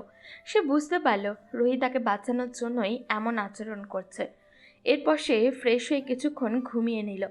ঘুম থেকে উঠেই ভাবতে লাগলো ওই লোকগুলো কেন তাকে দেখা করার কথা বলছিল। পরের দিন সকালে শুভ আবারও সেখানে গেল। এবার সে ভালোভাবে অফিসটা দেখল। এটা ছিল সিআইডির অফিস। ভিতরে ঢোকার পর সবাই তাকে দেখে স্বাভাবিক আচরণ করলো। কিছুক্ষণ পর আরিফ সাহেব এসে বললেন, শুভ, তুমি কি বুঝতে পারছো তোমাকে এখানে কেন নিয়ে আসা হয়েছে? না স্যার। আমরা তোমাকে ট্রেনিং দেওয়ার জন্য এখানে নিয়ে এসেছি। শুভ তখন হতভম্ব হয়ে তাদেরকে বলল, কিসের ট্রেনিং স্যার? আমি তো কিছুই বুঝতে পারছি না। দেখো শুভ, কালকে আমরা একটা সিদ্ধান্ত নিয়েছি, তোমাকে ছেড়ে দেওয়ার পর আমরা তোমাকে আমাদের এই গ্রুপে নিয়ে আসব। তুমি আমাদের সাথে কাজ করবে, অপরাধীদেরকে ধরতে তুমি আমাদেরকে সহযোগিতা করবে। শুভ তখন এই কথা শোনার পর ভয় পেয়ে গেল। সে অপরাধী ধরবে, এটাও কি সম্ভব? শুভ তখন তাদের দিকে তাকিয়ে বলল, স্যার, আমি এই কাজ করতে পারবো না। প্লিজ আমাকে এই কাজের কথা বলবেন না। আমি এসব ঝামেলায় জড়াতে চাই না। দেখো, তোমার একটা দায়িত্ব আছে এই দেশের প্রতি। আমরা এই দেশের জন্য কাজ করি। তুমি চাইলে এই অপরাধীদেরকে ধরতে আমাদের সাথে সহযোগিতা করতে পারো। তোমার বন্ধুরা এইসবের সাথে জড়িত, কিন্তু আমরা অনেক চেষ্টা করেও ওদের বসকে ধরতে পারছি না। তাই তুমি চাইলে আমাদেরকে ওদেরকে ধরতে সহযোগিতা করতে পারো। আমরা চাই তুমিও নিজের দেশের জন্য কিছু একটা করো। এভাবে তোমার জীবনটা ধ্বংস করো না। আমরা তোমার বাবাকে চিনি, উনি অনেক ভালো একজন মানুষ, সমাজের সেবার জন্য অনেক কাজ করেছেন। তুমি তার সন্ধান হয়ে খারাপ পথে চলে যাবে, এটা আমরা মেনে নিতে পারছি না। কিন্তু স্যার, আমার দ্বারা কি এসব সম্ভব? আমি কোনো দিন এসব কোনো কাজ করিনি, সেই জন্য আমার অনেক ভয় করছে যদি কোনো ক্ষতি হয়ে যায়। তুমি কোনো চিন্তা করো না। যখন তুমি আমাদের সাথে কাজ করবে তখন আমরা তোমাকে টুকটাক সেলফ ডিফেন্স শিখাবো। তোমাকে আমরা প্রফেশনালি কোনো অফিসার বানাচ্ছি না। তুমি শুধু আমাদের সাথে কাজ করবে আমাদের সহযোগী হিসেবে। এরপর তুমি চাইলে তোমার ইচ্ছামতো কাজ করতে পারো। তুমি শুধু আমাদেরকে এই অপরাধীকে ধরতে সহযোগিতা করো। এই এলাকায় যত মাদক ব্যবসা হয় সব কিছুর সাথে তারা জড়িত আছে। শুভ কথাটা শোনার পর কিছুটা মনে জোর পেল, কারণ যাদের সে বন্ধু ভাবত তারাই তার ক্ষতি করার চেষ্টা করেছে। তার বিশ্বাসের সুযোগ নিয়ে তারা তার সাথে বেইমানি করেছে। তারা না বলে মাদকের ব্যবসা করেছে। গতদিন সে এটাও জানতে পেরেছে যে সজীবের আসলে কোনো বোনই নেই, অথচ সজীব তার থেকে বোনের কথা বলে অনেক টাকাও নিয়েছিল। এমনকি আগেও তারা নানান অজুহাতে তার কাছ থেকে অনেক টাকা নিয়েছে। এরপর শুভ আরিফ সাহেবের সাথে মিলে কিছুক্ষণ বিভিন্ন জিনিস শিখল। তখন আরিফ সাহেব তার দিকে তাকিয়ে বললেন, জানো শুভ, আমাদের সমাজটা এখন অনেক খারাপ হয়ে গেছে। কেউ ভালো কোনো কাজের সাথে জড়িত হতে চায় না, সবাই খারাপ পথে চলে যায়। ভালোবাসাকে অনেকে সস্তা মনে করে, কিন্তু ভালোবাসা আসলে ততটাও সস্তা নয় তুমি যতটা মনে করছো। তুমি কালকে আমাদেরকে যেই কথা বললে, এইটা আমি চিন্তা করে দেখলাম তুমি আসলে সত্যিকারের ভালোবাসা কি সেটাই বুঝতে পারোনি। তুমি একটা লোভী মেয়ের প্রেমে পড়েছিলে যে তোমার ভালোবাসাটাকে উপলব্ধি করতে পারেনি। সে শুধুমাত্র টাইম পাস করেছে তোমার সাথে টাকার জন্য। কিন্তু তোমার স্ত্রী তোমাকে সত্যি ভালোবাসে। তোমার জন্য কালকে কতটা টেনশন করছিল এটা তুমি নিজেই বুঝতে পারছো। তাই তোমাকে এখন তোমার অস্তিত্বের জানান দিতে হবে। যারা তোমার এত বড় ক্ষতি করেছে তাদেরকে তুমি উচিত শিক্ষা দিবে। আরিফ সাহেব কথাগুলো খুব মনোযোগ দিয়ে শুনল শুভ। তিনি শুভকে আরও বেশ কিছু পরামর্শ দিলেন। সারাদিন তাদের সাথে বেশ ভালোই সময় কাটল শুভর। সন্ধ্যার দিকে তারা শুভকে বাসায় যাওয়ার অনুমতি দিলেন। শুভ বের হবে এমন সময় আরিফ সাহেব তাকে ডেকে নিয়ে গিয়ে বললেন, তুমি তোমার বন্ধুদেরকে আজকে ফোন দিয়ে বলবে যে তুমি বিদেশে চলে যাচ্ছ কয়েকদিনের জন্য তোমার বাবার সাথে। তুমি তাদের সাথে কোনো দেখা করবে না। তুমি ঠিক 1 মাস পরে তাদের সাথে দেখা করার কথা বলবে। সেদিন তুমি পার্টির আয়োজন করবে।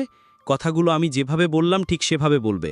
এখন সোজা বাসায় চলে যাও, রাস্তায় চোখ বন্ধ করে যাবে, ভুলেও নেশা করার কথা মাথায় আনবে না। শুভ কিছু বুঝতে পারছিল না তারা ঠিক কী করতে চাইছে তাকে দিয়ে। এরপর সে বাসায় ফিরে গেল। বাসায় ফিরে গেলেই সবাই অবাক হয়ে গেল, কারণ শুভ সাধারণত সন্ধ্যায় কখনোই বাসায় ফিরে না। এইভাবে চলতে লাগলো দিনগুলো। প্রতিদিন সকালে এসে আরিফ সাহেবের অফিসে যেত, তাকে কাজে সহযোগিতা করত। এরপর সন্ধ্যায় বাসায় ফিরে ছাদে গিয়ে দাঁড়াতো। মাথায় প্রচণ্ড ব্যথা করতো তার। অনেক দিন ধরে মাদক সেবনের পর হঠাৎ বন্ধ করে দেওয়ার কারণে শরীরে একটা অস্বস্তিকর অনুভূতি হয়েছিল। ছাদে দাঁড়িয়ে শুভ ভাবতে লাগলো, আরিফ স্যার যেসব কথা বলেছেন সেগুলো কি সত্যি? সে জীবনে সত্যিকারের ভালোবাসা কি সেটা তো চিনতেই পারেনি। সে একটা মিথ্যে ভালোবাসার জালে আটকে গিয়েছিল। যদি বন্ধুরা তাকে ভালো উপদেশ দিত, সঠিক পথ দেখাতো, তাহলে হয়তো জীবনটা এমনভাবে শেষ করে দিতে হতো না। সে এখন চিন্তা করে, যদিও সময় মতো নিজের ভুল বুঝে ফিরে আসতো তাহলে হয়তো পরিবারের চোখে জলের কারণ হতো না। কিন্তু যারা বন্ধু নামে তার আশেপাশে ছিল তারা সবসময় তাকে উল্টো পথে ঠেলে দিয়েছে, মাদক নেওয়ার জন্য উৎসাহ দিয়েছে। আর শুভ সেই পথেই হাঁটতে শুরু করেছিল। কিন্তু এখন আর এভাবে চলা যাবে না। তারা জানা মতে ভার্সিটির অনেক ছেলেমেয়েই এই মাদক চক্রে জড়িয়ে পড়েছে, তাদের সবাইকে বাঁচাতে হবে। এইসব ভাবতে ভাবতেই শুভর মনে পড়ল রুহির কথা। মেয়েটা রিয়ার থেকে একেবারে আলাদা। যেখানে রিয়া সবসময় টাকা পয়সা আর সুবিধার কথা ভাবতো, সেখানে রুহি এতদিনও তার কাছ থেকে একটা চকলেট পর্যন্ত চায়নি। সে যখনই এসব চিন্তায় ডুবেছিল তখন হঠাৎই টের পেল কে একজন পাশে এসে দাঁড়িয়েছে। পাশে তাকিয়ে দেখে রুহি দাঁড়িয়ে আছে। তাকে দেখে শুভ একটু চমকে উঠল। তখন রুহি তার দিকে তাকিয়ে অবাক হয়ে বলল, কি ব্যাপার, তোমার কি হয়েছে? এই কয়েকদিন থেকে দেখছি তোমার ব্যবহার সম্পূর্ণ আলাদা। আগের মতো রাগ দেখাও না, আবার রাতেও আসো সম্পূর্ণ সুস্থ। কি হয়েছে তোমার? মন খারাপ করে বসে থাকো কেন সব সময়? শুভ কোনো কথা না বলে আকাশের দিকে তাকিয়ে আছে। তখন রুহি শুভকে জড়িয়ে ধরল। শুভ আপত্তি করল না। রুহি শুভর দিকে তাকিয়ে বলল, শুভ, জানো আমি ছোটবেলা থেকে স্বপ্ন দেখেছি আমার বাবার পছন্দ করা ছেলেকে বিয়ে করব, তার সাথে প্রেম করব। এজন্য আমি কোনোদিন প্রেম করিনি, কিন্তু আমার সাথে এমন কিছু হয়ে যাবে আমি কোনোদিন বুঝতেও পারিনি। আমি তোমাকে ভালোবেসে ফেলেছি শুভ। তুমি আমাকে কোনোদিন ছেড়ে চলে যাবে না তো? রুহির এমন আবেগময় কথা শুনে শুভ অবাক হয়ে গেল। সে বুঝতেই পারছিল না কি জবাব দেবে, শুধু চুপচাপ তার দিকে তাকিয়ে রইল। এরপর রুহিকে সরিয়ে সে নিজের রুমে চলে এলো।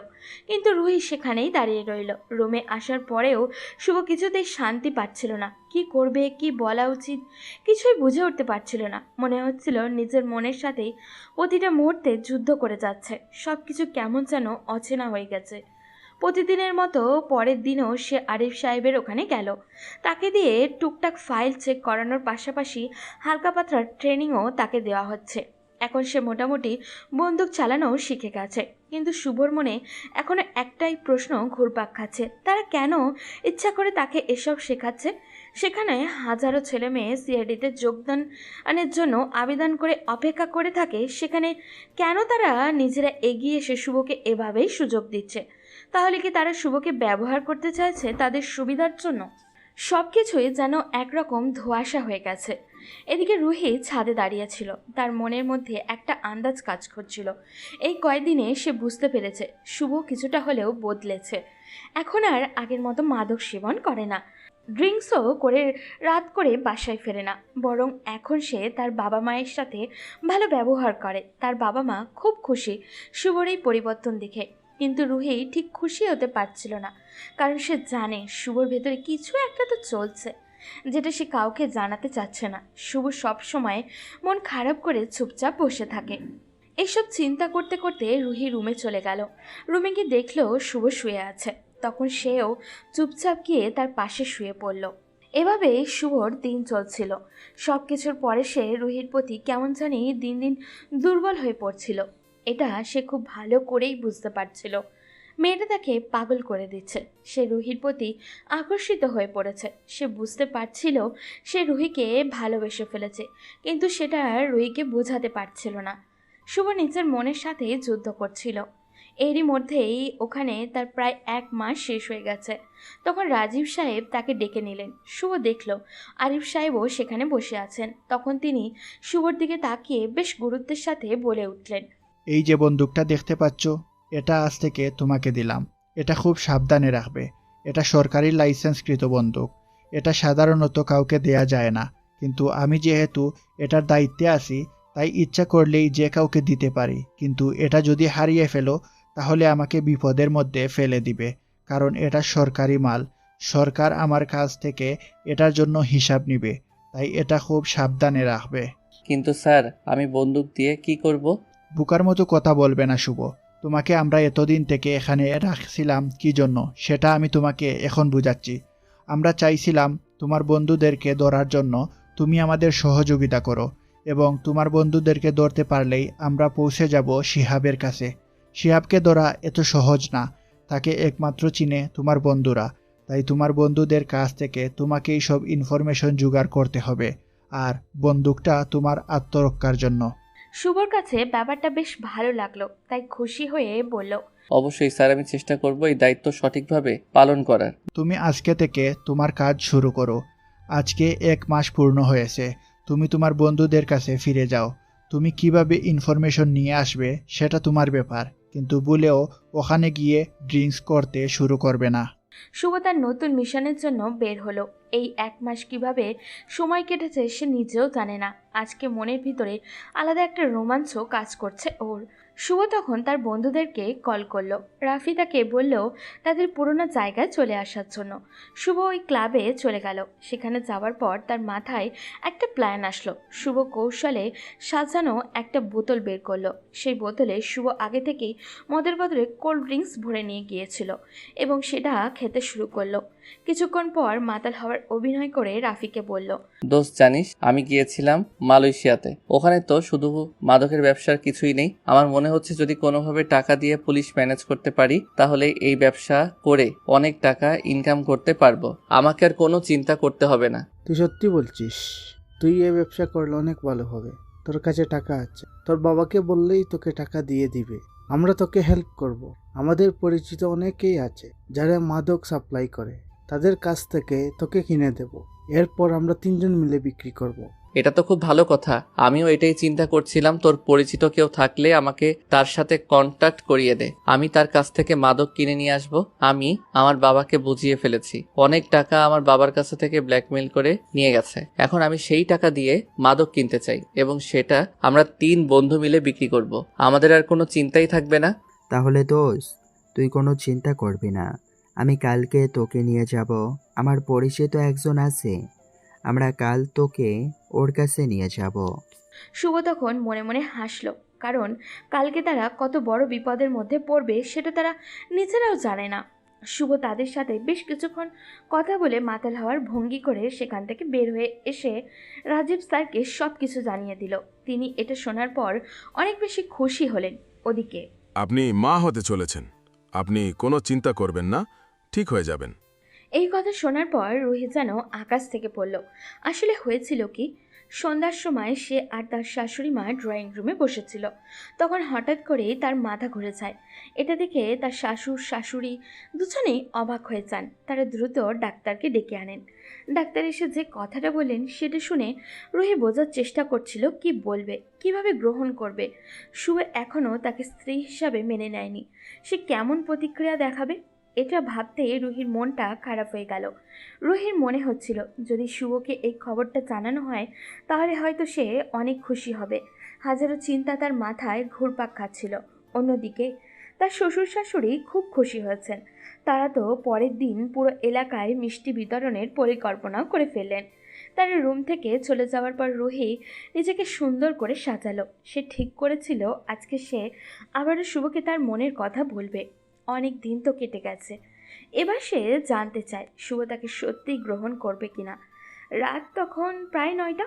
শুভ বাসায় ফিরে আসে। রুহি তার জন্য অপেক্ষা করছিল। সে এগিয়ে গিয়ে কিছু বলার আগেই শুভ বলল, রুহি আমি অনেক ক্লান্ত, আমাকে এখন ডিস্টার্ব করবে না। আমি একটু ঘুমাতে চাই। তুমি কিছু বলার হলে কালকে বলবে, এখন আমি এসব শুনতে চাই না। কথাটা শোনার পর রুহির মনটা খারাপ হয়ে গেল। সে কোনো কথা বলতে পারল না। শুভ তাকে এড়িয়ে চলে গেল। রুহি বারান্দায় গিয়ে কাঁদতে শুরু করলো। সে এত খুশির একটি সংবাদ শুভকে জানাতে পারল না, বরং শুভ তাকে উপেক্ষা করল। তার মনে অজানা একটা অভিমান জন্ম নিল। সেই অভিমানে কিছু না বলে চুপচাপ গিয়ে তার পাশে শুয়ে পড়ল। পরদিন সকালে শুভ কিছু না বলেই উঠে চলে গেল। সকালে রুহি কথাটা বলতে পারল না। অন্যদিকে তার শ্বশুর শাশুড়ি খুশি দেখে রুহির মন বিভ্রান্ত হয়ে পড়ল। সে বুঝতে পারছিল না এই পরিস্থিতিতে সে খুশি হবে না কান্না করবে। তারা এতটাই ব্যস্ত হয়ে পড়লেন খবরটা নিয়ে। এদিকে শুভ বাইরে চলে এলো। বাইরে আসার পর তারা দেখা হলো সজীব আর রাফির সঙ্গে। আগেই সে রাজীব স্যারকে জানিয়ে দিয়েছিল তাদেরকে ফলো করতে। সজীব আর রাফি শুভকে নিয়ে গেল একটা আস্তানায়। সেখানে পৌঁছানোর পর একজন লোক শুভকে দেখে তার দিকে এগিয়ে এসে বলল, কি ব্যাপার, তুই কি মাদক কিনতে যাচ্ছিস? জি, আমি কিনতে চাচ্ছিলাম। আমাকে সজীব আর রাফি তোর কথা বলেছে। আমার কাছে এমন এক লোক আছে যিনি কোটি কোটি টাকার মাদক ব্যবসা করেন। তার কাছ থেকে আমি এনে দিতে পারবো, কিন্তু এর জন্য আমার কিছু কমিশন লাগবে। আপনি কোনো চিন্তা করবেন না, আপনি যত টাকা বলবেন তত টাকাই দিব, কিন্তু আমাদের যত লাভ হয় এটা একটু ব্যবস্থা করে দিবেন। এসব নিয়ে তোকে চিন্তা করতে হবে না। আমি যেখান থেকে নিয়ে আসবো সেখানে কোটি কোটি টাকার ব্যবসা হয়। তার সাথে আমার খুব ভালো সম্পর্ক। তিনি এই এলাকার একজন বড় ব্যবসায়ী। তারা তখন শুভর সাথে কথা বলতে শুরু করলো। হঠাৎ করেই সেখানে রাজীব স্যার এবং তার টিম আক্রমণ চালালো। আক্রমণ করে তারা সবাইকে ধরে ফেললো। রাফি এবং সজীব তখন শুভর দিকে তাকিয়েছিল। শুভ ধীরে ধীরে তাদের দিকে এগিয়ে গেল। এরপর বলল, তোরা আমাকে বন্ধু ভাবতিস তাই না? বন্ধু হলে তোরা আমাকে এত বড় বিপদের মধ্যে কিভাবে ফেলতে পারলি? সেদিন রাতে তুই আমাকে কি বলেছিলি সজীব? এটা তোর বোনের ওষুধ তাই না? তোর তো কোনো বোনই নেই, তাহলে তুই কেন আমাকে মিথ্যা কথা বলে আমার কাছ থেকে টাকা নিয়ে যেতি এই ব্যবসা করার জন্য, তাই না? তারা তখন ভয় পেয়ে শুভর দিকে তাকালো। শুভ তাদের পাত্তা না দিয়ে রাজীব স্যারের সাথে যেতে শুরু করলো। তাদেরকে নিয়ে অফিসে পৌঁছানোর পর জিজ্ঞাসাবাদ শুরু হলো। শুভকে পাশে দাঁড় করিয়ে রাখা হলো সব কিছু পর্যবেক্ষণ করার জন্য। জিজ্ঞাসাবাদের মাধ্যমেই শুভ জানতে পারলো শিহাব সম্পর্কে কিছু গুরুত্বপূর্ণ তথ্য। তখন রাজীব স্যার শুভকে ডেকে নিয়ে গিয়ে বললেন, শুভ, তোমার কাজ আমাদের অনেক পছন্দ হয়েছে। এখন থেকে নতুন একটা দায়িত্ব পালন করতে হবে। কাল থেকে তুমি শিহাবের লোকজনের উপর নজর রাখবে। তারা কি করে, কোথায় যায়, সব কিছু আমি জানতে চাই। আপনি কোনো চিন্তা করবেন না স্যার, আমি এই দায়িত্ব সঠিকভাবে পালন করব। তুমি একা না, তোমার সাথে আরফিও থাকবে। দুজন মিলে যত তাড়াতাড়ি সম্ভব শিহাবের খোঁজ করো। শিহাবকে এভাবে পালিয়ে বেড়াতে দিলে চলবে না। রাজীব স্যারের কথা শুনে শুভ আর আরিফ দুজনেই কাজে লেগে পড়ল। এভাবে শুভর দিনগুলো যেতে লাগলো। কিন্তু শুভ লক্ষ্য করলো রুহির ব্যবহারের মধ্যে একটা বড় পরিবর্তন এসেছে। আগের মতো সে আর কথা বলে না, এখন সবসময় চুপচাপ থাকে। এমনকি তার চেহারাতেও যেন এক ধরনের পরিবর্তন চলে এসেছে। আগের চেয়ে অনেক সুন্দর দেখাচ্ছে তাকে। শুভ কিছুই জানে না রুহির ব্যাপারে। বাবা মায়ের সঙ্গেও শুভর এখন তেমন একটা কথা হয় না, কারণ সে কাজ নিয়ে অনেক বেশি ব্যস্ত থাকে। তার মাথায় সবসময় কাজের চিন্তা ঘুরতে থাকে। কাজটাকে সে সত্যিই উপভোগ করতে শুরু করেছে। নিজের দেশের জন্য কিছু একটা করতে পারছে, এইটুকুই তার কাছে অনেক। এভাবে দেখতে দেখতে অনেক দিন কেটে গেছে। কিন্তু হঠাৎ করে রুহির শারীরিক কিছু পরিবর্তন শুভর চোখে পড়তে লাগলো। এসব দেখে শুভর মনে সন্দেহ জন্মালো। এদিকে শিহাবের লোকজন এখন তাদের ভয় পেতে শুরু করেছে। অনেককে তারা ইতিমধ্যেই ধরে ফেলেছে। প্রতিদিন শুভ ক্লান্ত হয়ে বাসায় ফিরে এসেই ঘুমিয়ে পড়ে। রুহি প্রতিদিন তার জন্য খাবার রেডি করে রাখে, কিন্তু কখনোই তাকে খাওয়ার কথা বলে না। শুভ নিজেই খাবার খেয়ে নেয়। এই বিষয়গুলো তার কাছে ধীরে ধীরে বিরক্তিকর লাগতে শুরু করেছে। প্রতিদিন ঘুমানোর আগে সে দেখতে পায় রুহি বারান্দায় গিয়ে কান্না করছে। আজও তেমনটাই হলো। রুহি বারান্দায় চলে গেল। শুভ চুপচাপ তার পেছন পেছন গেল। রুহি শুভকে দেখে কিছু না বলে কেঁদে ফেলল। তখন শুভ তাকে বলল, রুহি, কি হয়েছে? তুমি এরকম করছো কেন? তুমি তো আগে এরকম করতে না। তোমার এরকম ব্যবহারে আমি কষ্ট পাচ্ছি, এটা কি বুঝতে পারছো না? এই কথা শোনার পর রুহির কান্নার গতি আরও বেড়ে গেল। শুভ এতদিন থেকে রুহির ব্যাপারে কোনো খবর নেয়নি। আস্তে আস্তে রুহি তার সন্তানের অস্তিত্ব লক্ষ্য করতে পারছে। রুহি কান্নামাখা কণ্ঠে শুভকে বলল, কেন এসেছো? আমার ব্যাপারে খোঁজ নেওয়ার জন্য? যেদিন আমি সেজেগুজে তোমার জন্য অপেক্ষা করছিলাম সেদিন তোমাকে আমি পাইনি। তোমাকে আমি সংবাদটা জানাতে পারিনি তুমি বাবা হতে চলেছো, সেটাও তুমি শুনতে চাওনি। তোমার কাছে সেটা বিরক্তিকর মনে হয়েছে। কেন এসেছো এখন? সেই কথা শোনার জন্য? এই কথা শোনার পর আমি যেন আকাশ থেকে পড়লাম। এতদিন থেকে এই কথাটা আমি শুনতে চাইনি। প্রায় 3 মাস আগে সে আমাকে কথাটা বলতে চেয়েছিল, কিন্তু 3 মাসে আমার একটু সময় হয়নি তার এই কথাটা শোনার। আমার নিজের প্রতি রাগ হচ্ছিল। আমি তখন তার সামনে বসে পড়লাম। এরপর কান্না করে তাকে বললাম, সরি, আমি ভুল করে ফেলেছি রুহি। আমি এতদিন থেকে তোমার সামনে নিজেকে ভালোভাবে উপস্থাপন করতে চাইছিলাম। নেশার অন্ধকার জগৎ থেকে বের হতে চাইছিলাম। আমি কতটা খুশি হয়েছি সেটা আমি তোমাকে বলে বোঝাতে পারবো না। তুমি তো আমাকে আমাকে বলতে পারতে এই কথাটা? একদিন বলতে পারোনি বলে তুমি এত বড় একটা খুশির সংবাদ আমার থেকে লুকিয়ে রাখলে? শুভর কান্না দেখে আমি তাকে জড়িয়ে ধরলাম, কারণ এই মানুষটার কান্না আমি সহ্য করতে পারবো না। এরপর সে আমার সাথে আরো অনেকক্ষণ কথা বলল। আমি অনেক খুশি ছিলাম। বুঝতে পারছি শুভ আমাকে ভালোবেসে ফেলেছে, কিন্তু তার মুখ থেকে তার ভালোবাসার কথাটা শুনতে চাই। গত কয়েকদিনে শুভ আমাকে বলেছে সে একটা কাজে যোগ দিয়েছে, কিন্তু শুভ কি কাজ করে সেটা আমি বা আমার শ্বশুর শাশুড়ি অনেক জিজ্ঞাসা করেছি, সে কিছুই বলেনি। এদিকে আমি পাগল হয়ে যাচ্ছি, কারণ সে প্রত্যেকদিন সকালে বেরিয়ে যায়, আবার সন্ধ্যার পরে বাসায় ফিরে আসে। আসার পর আমার সাথে কথা বলে, আমার খেয়াল রাখে, আমাকে নিয়ে ঘুরতে বের হয়। শুভর মধ্যে বিশাল একটা পরিবর্তন চলে এসেছে। সে নতুন করে দায়িত্ব নিতে শিখেছে। আমার প্রতি তার যে দায়িত্ব সেগুলো সঠিকভাবে পালন করছে, কিন্তু কখনো বলে না যে সে আমাকে ভালোবাসে। আমি তার ব্যবহার দেখে বুঝতে পারি সে আমাকে ভালোবাসে। এভাবে দিন কাটতে শুরু করলো। শুভর প্রতি আমার ভালোবাসা আরও গভীর হলো। এখন আমার বাবুর অস্তিত্ব আমি বুঝতে পারি। সে আমার পেটের মধ্যে নাড়াচড়া করে। শুভ এটা নিয়ে অনেক এনজয় করে। শুভর হাসি মুখ দেখে আমি অনেক খুশি হলাম। যত দিন যাচ্ছে তত আমার ভয় আরও বাড়ছিল, কারণ আমি ওকে হারাতে চাই না। যদি আমি এই পৃথিবী ছেড়ে চলে যাই তাহলে কি হবে? এভাবে দেখতে দেখতে কেটে গেল আরও 6টা মাস। ডাক্তার আমার ডেলিভারির ডেট দিয়েছে, কিন্তু ডেট পার হয়ে গেছে, এখনও আমার বেবি হচ্ছে না। আর এটা নিয়ে অনেক বেশি চিন্তায় ছিলাম সবাই। একদিকে যেমন রুহির চিন্তা, অন্যদিকে শিহাবের অনেক কাছাকাছি আমরা পৌঁছে গেছি। আমি, রাজীব স্যার এবং আরিফ স্যার মিলে প্ল্যান করছিলাম শিহাবকে কিভাবে আক্রমণ করা যায়। আমরা সিদ্ধান্ত নিলাম শিহাবের আস্তানায় আমরা আক্রমণ করব। সেই জন্য রাজীব স্যার তার টিমের সব অফিসার নিয়ে একটা মিটিংয়ে বসলো। তারা সিদ্ধান্ত নিল কালকে রাতেই শিহাবের আস্তানায় আক্রমণ করবে। রাজীব স্যার আমাকেও থাকতে বলল, যদিও আমার এসব সামলানোর কোনো যোগ্যতা নেই, তবুও যেহেতু এসব ইনফরমেশন আমি জোগাড় করেছি তাই শেষ দিনে তাদের সাথে থাকতে বলল। আমি হ্যাঁ বলে বাসায় ফিরে গেলাম। যখন রুমে গেলাম রুহি আমার কাছে আসলো। আমি তখন তাকে জড়িয়ে ধরলাম। মনে মনে কিছুটা ভয় পেয়ে গেলাম, কারণ কালকে যদি আমার সাথে খারাপ কিছু হয় সেই জন্য আমি আমার মনের গোপন কথাটা রুহিকে বলে দিতে চাই। আমি তখন বললাম, আমি তোমাকে কোনোদিন কথাটা বলতে পারিনি রুহি। 1 বছর পার হয়ে গেল আমাদের ভালোবাসার। আমি তোমাকে ভালোবাসি রুহি। শুভ এই কথা শুনে আমি কান্না করে দিলাম। সে আমাকে ভালোবাসে এই কথাটা বলতে এত সময় লাগলো? আমি তাকে জড়িয়ে ধরলাম। আমার অনেক ভয় হচ্ছিল যদি হারিয়ে যায় তার জীবন থেকে। আমি তাকে এখন আর হারাতে চাই না। বেঁচে থাকার তীব্র ইচ্ছে তৈরি হয়েছে গত কয়েকদিনে। কিছুক্ষণ শুভর সাথে গল্প করে ওকে জড়িয়ে ধরে ঘুমিয়ে গেলাম, কিন্তু ঘুম থেকে ওঠার পর দেখতে পেলাম শুভ আমার পাশে নেই। একটু পর আমার শাশুড়ি আম্মু এসে আমাকে খাইয়ে দিয়ে চলে গেলেন, কিন্তু শুভকে সারাদিন আর দেখতে পেলাম না।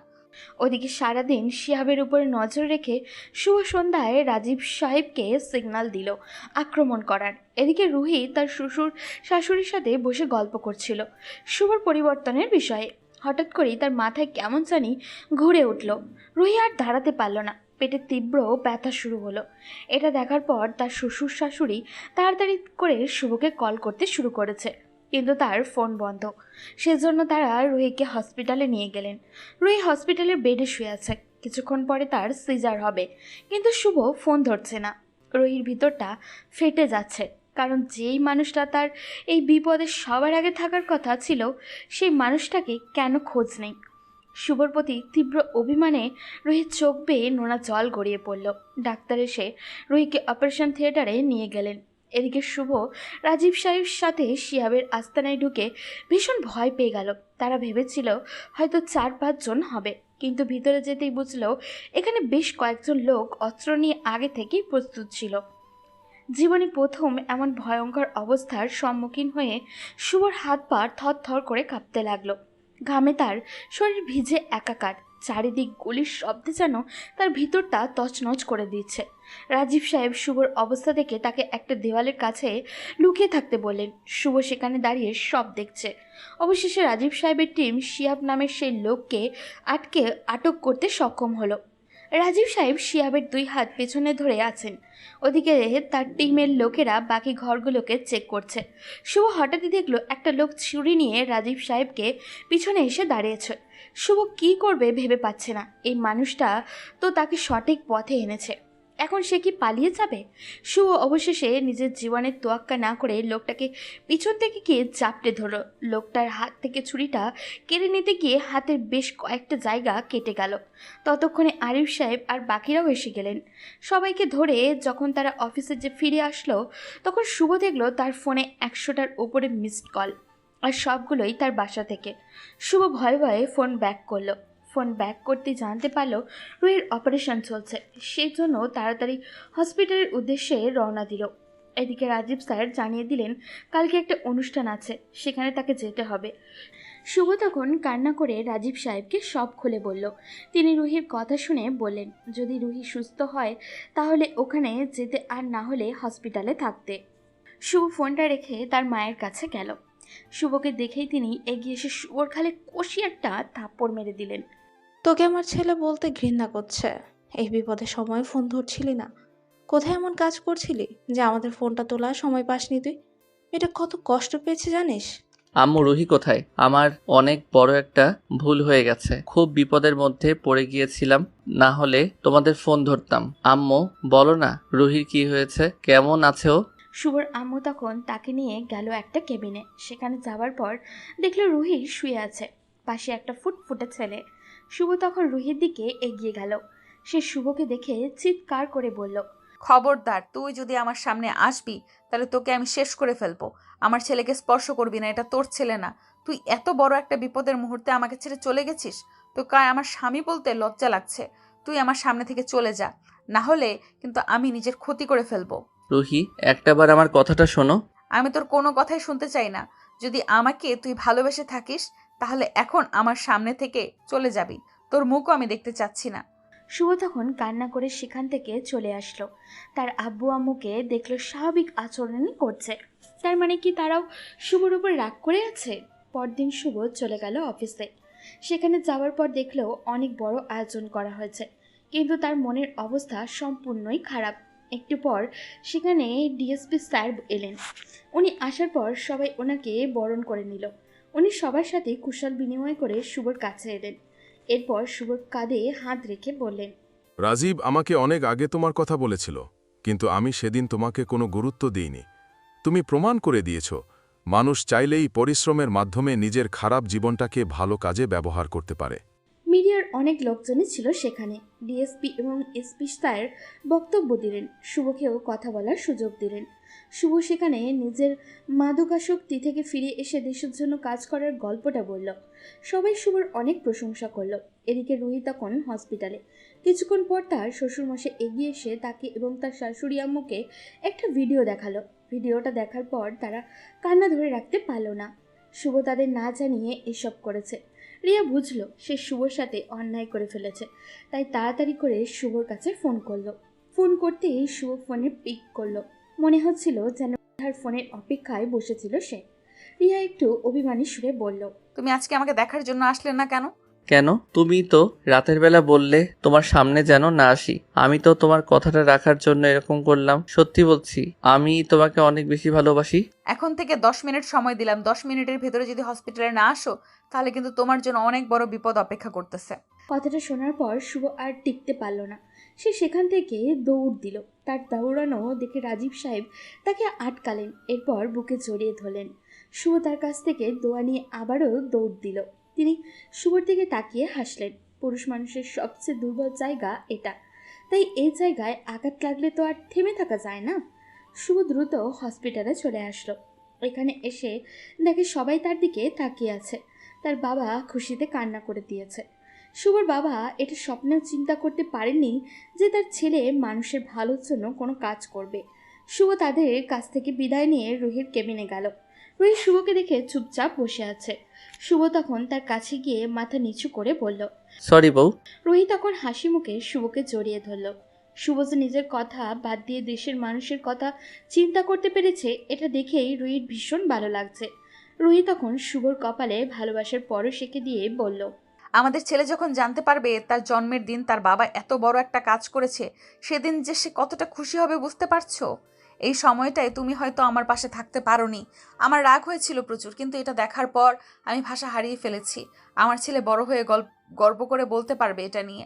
রুহি, তুমি আমার জীবনে এসে এভাবে আমাকে পরিবর্তন করে দিবে এটা আমি ভাবতে পারিনি। তুমি সত্যি আমার কাছে স্বপ্নের মতো। এইভাবেই আমি তোমার কাছে তোমার স্বপ্ন হয়ে সারা জীবন থাকবো। আমি শুভকে শক্ত করে জড়িয়ে ধরলাম। সত্যি একজন নারী চাইলে একজন পুরুষকে মুহূর্তের মধ্যেই পরিবর্তন করে দিতে পারে। নারীর ভালোবাসা পুরুষকে ভালো খারাপ উভয় পথেই নিয়ে যেতে পারে। সবাই আমাদের জন্য প্রার্থনা করবেন যাতে এইভাবেই আমরা সারা জীবন কাটতে পারি। আজ এই পর্যন্তই, দেখা হবে পরবর্তী কোনো গল্পতে। সেই পর্যন্ত ভালো থাকবেন, সুস্থ থাকবেন।